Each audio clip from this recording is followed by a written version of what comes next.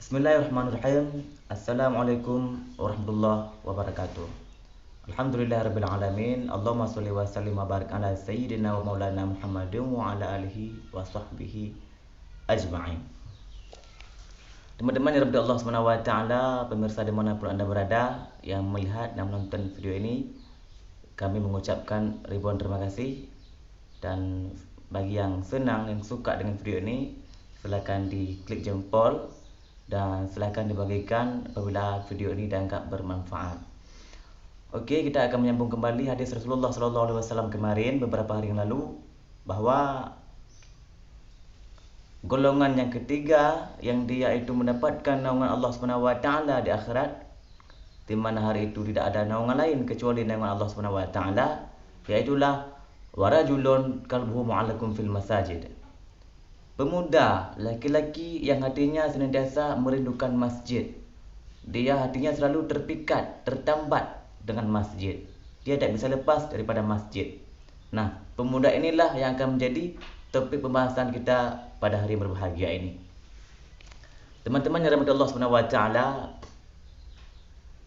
hari ini kita menghadapi satu masalah, bahwa kebanyakan pemuda-pemuda kita itu adalah mereka-mereka yang agak jauh hatinya daripada masjid. Mereka lebih suka mangkal di warung, lebih suka nongkrong di wifi terdekat. Mereka lebih banyak menghabiskan waktunya di tempat-tempat yang tidak ada manfaatnya sama sekali, baik itu di dunia maupun akhirat. Nah, mereka sebagian besar menghabiskan waktu-waktunya itu dengan game online. Mereka menghabiskan waktu mereka itu dengan percuma saja. Padahal jika mereka mau ke masjid, kita tidak berbicara tentang membaca Al-Quran, kita tidak berbicara tentang solat tahiyatul masjid ataupun solat qada dan lain sebagainya. Kita cuma membicarakan masuk ke masjid, kemudian menetap di sana, duduk diam ataupun berzikir, itu pun telah mendapatkan pahala dari Allah Subhanahu wa taala. Nah, masalah inilah yang sangat perlu kita benahi untuk diri kita pribadi masing-masing, bahwa selama ini sejauh manakah keinginan, kerinduan hati kita itu kepada masjid. Mungkin ada pertanyaan, kalau kita ini sangat-sangat cenderung kurang berminat untuk di masjid, kurang demen untuk menetap lama-lama di masjid. Jadi bisakah kita ini mendidik anak-anak kita untuk mereka mencintai masjid? Tentu saja bisa, karena tidak ada yang mustahil menurut Allah Subhanahu wa taala. Yang pertama, kita mesti mendoakan dia supaya dia itu mau ke masjid dan mau dia itu menjadi orang-orang yang ahlul masjid. Pertama berdoa. Yang kedua, kita bimbing, kita gembleng mereka itu supaya mereka cinta kepada masjid. Maka hari ini ketika banyak anak-anak kita saksikan mereka itu membuat rumah-rumahan di masjid ketika kita tarawih, mereka itu bermain petak umpet di masjid, mereka itu berkelahi di masjid, kelahi dia dugem di masjid, dia banyak berbuat berisik, dia banyak berbuat sesukanya di masjid, dia sering berantem. Maka anak-anak seperti ini kita tak perlu risaukan mereka, karena mereka lah yang akan menggantikan kita untuk senantiasa di masjid.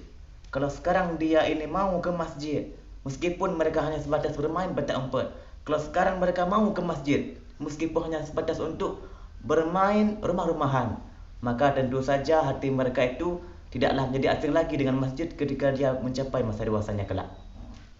Kemudian untuk anak-anak yang sekarang mereka itu masih agak kurang demen di masjid, mereka kurang terpikat, kurang nyaman di masjid, maka mari kita bawa anak-anak kita itu ke masjid. Ketika kita berjamaah di masjid 5 waktu, kita bawa mereka, biarkan mereka itu bermain di masjid, walaupun mereka tak solat, walaupun mereka itu cuma untuk bermain ria di masjid, biarkan saja.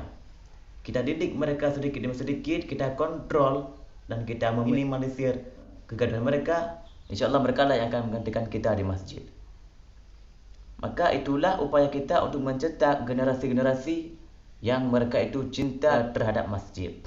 Maka untuk sekarang, untuk pribadi-pribadi kita yang masih agak kurang demen di masjid, untuk pribadi-pribadi kita yang memang masih suka mangkal di warung-warung ketimbang masjid, maka mari hari ini kita permudahkan langkah kaki kita untuk menuju kepada masjid. Bila ada majlis taklim, upayakan kita itu untuk mendatangi majlis itu.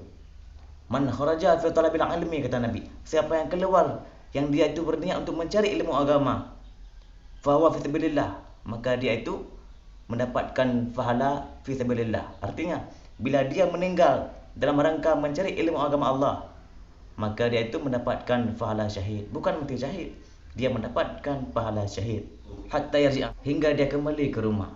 Maka selama itu pula dia mendapatkan pahala fi sabilillah. Maka apa yang mesti kita risaukan hari ini? Kita tak perlu berpayah-payah ke masjid. Hari ini kita punya kunci kereta dan kita gas tancap ke masjid, selesai. Sampai tujuan. Tidak ada yang seribet zaman Rasulullah SAW. Kalau dulu di zaman para sahabat sangatlah susah untuk ke masjid ketika malam. Nah, hari ini malam dan hari sama saja. Kita tak perlu risau dengan cahaya. Kalau di harinya ada matahari, ketika malam kita punya lampu, setidaknya senter. Maka tidak ada lagi yang menjadi kendala untuk kita ke masjid. Tinggal di pribadi kita masing-masing, maukah kita ini menjadi ahlul masjid?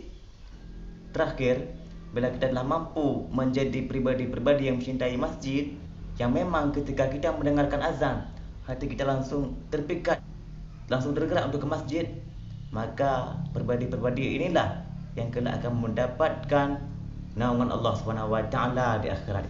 Mudah-mudahan apa yang kami sampaikan ini bermanfaat, dan apabila pemirsa berkenan untuk membantu mensupport channel ini, silakan di subscribe, di like, dan di share sebanyak-banyaknya ke berbagai media sosial kalian. Terima kasih atas perhatiannya. Mohon maaf atas berbagai kekurangan yang ada. Wabillahi taufiq wal hidayah. Wallahul muwaffiq ila aqwamit thoriq. Wassalamualaikum warahmatullahi wabarakatuh. Nantikan part selanjutnya terkait orang-orang yang akan mendapatkan naungan Allah SWT kelak di akhirat. Terima kasih.